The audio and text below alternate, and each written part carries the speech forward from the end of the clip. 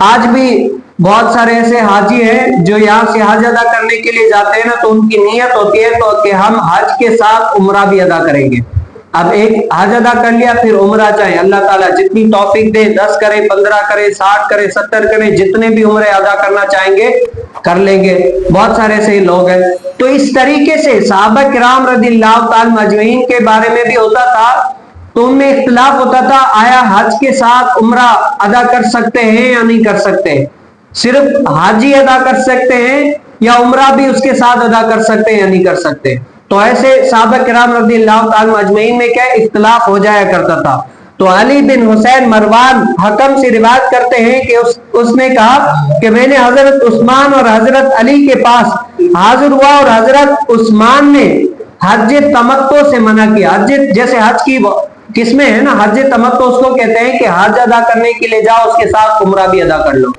تو حضرت سیدنا عثمان غنی رضی اللہ تعالیٰ عنہ کا یہ موقف تھا کہ اگر آپ حج کرنے کے لیے جا رہے ہیں تو صرف حج ہی کریں گے، اس کے ساتھ عمرہ نہیں کر سکتے۔ اور کیونکہ آپ مجتہد تھے، اور مجتہد کی ہر کسی کو اپنے اجتہاد کرنا لازمی ہے، کسی کی تقلید کرنا اس کو جائز نہیں ہے۔ تو یہ آپ کا موقف تھا کہ حج کے ساتھ عمرہ ادا نہیں کر سکتے۔ تو حضرت سیدنا علی رضی اللہ تعالیٰ عنہ نے جب سنا تو آپ نے کیا حج اور عمرے دونوں کا احرام باندھ دیا۔ یعنی حضرت سیدنا عثمان غنی کا کیا موقف ہے کہ صرف حج کے لیے جائیں گے تو حج کا ہی احرام باندھیں گے، ساتھ میں احرام عمرے کی نیت نہیں کر سکتے۔ لیکن جب مولا علی رضی اللہ تعالیٰ عنہ نے سنا تو کہا میں دونوں کی نیت کرتا ہوں، میں کسی کے کہنے پر نبی مختار صلی اللہ علیہ وسلم کی سنت کو ترک نہیں کر سکتا، چھوڑ نہیں سکتا ہے، لہٰذا میں دونوں کو کروں گا۔ آپ دونوں مجتہد ہیں۔ اب جو حضرت سیدنا عثمان غنی رضی اللہ تعالیٰ عنہ نے یہ اجتہاد کیا تھا نا کہ حج کے لیے جائیں گے تو صرف حج ہی کریں گے، عمرے کا احرام نہیں باندھ سکتے، عمرے کی نیت نہیں کر سکتے، وہ اسی لیے کہ حضور علیہ السلام نے جو حج تمتع کیا تھا وہ اس کی ریزن تھی، عذر تھا، وہ یہ تھا کہ عرب جو ہے نا اس ٹائم پر نبی مختار صلی اللہ علیہ وسلم کو حج ادا کرنے کے لیے چھوڑ نہیں رہے تھے، یا چھوڑ دیا تو وہاں پر چلے گئے تو حضور علیہ السلام نے حج عمرہ ادا کر لیا، کیا پتا بعد میں یہ چھوڑے یا نہ چھوڑے، یا حج یہ جو عرب والے ہیں کیا ہے کوئی دشمنی وغیرہ کر لیں، اسی لیے میں حج پہ آیا ہوں تو کیا ہے عمرہ بھی ادا کر لوں۔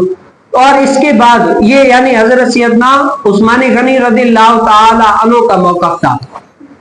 اور حضرت سیدنا علی رضی اللہ تعالی عنہ کا موقف کیا تھا، وہ ایک قول سراقہ کا ذکر کرتے ہیں کہ جب نبی کریم صلی اللہ علیہ وسلم نے حج کے ساتھ عمرے کا احرام، عمرے کی نیت کی عمرہ ادا کیا تو سراقہ نامی شخص نے حضور علیہ السلام سے پوچھا کہ اے نبی علیہ السلام، یہ حج تمتع یعنی حج اور عمرہ ایک ساتھ ادا کرنے کے لیے یہ صرف ہمارے لیے خاص ہے یا آپ کے بعد رہتی دنیا تک جو اس طرح کرنا چاہے کر سکتا ہے؟ تو نبی مختار صلی اللہ علیہ وسلم نے فرمایا کہ میرے بعد جو ایسا کرنا چاہے تو کر سکتا ہے۔ یہ تھا مولا علی رضی اللہ تعالی عنہ کا موقع۔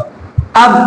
مجتہد ہے نا، مجتہد کو ایک دوسرے کی تقلید کرنا جائز نہیں ہے۔ اب جس طریقے سے اور اس بات میں جو صحیح ہے وہ حضرت سیدنا مولا علی رضی اللہ تعالی عنہ، تو اللہ تعالیٰ مجھے اور آپ کو بھی رسول کائنات صلی اللہ علیہ وسلم کی شریعت پر عمل پیرا ہونے کی توفیق نصیب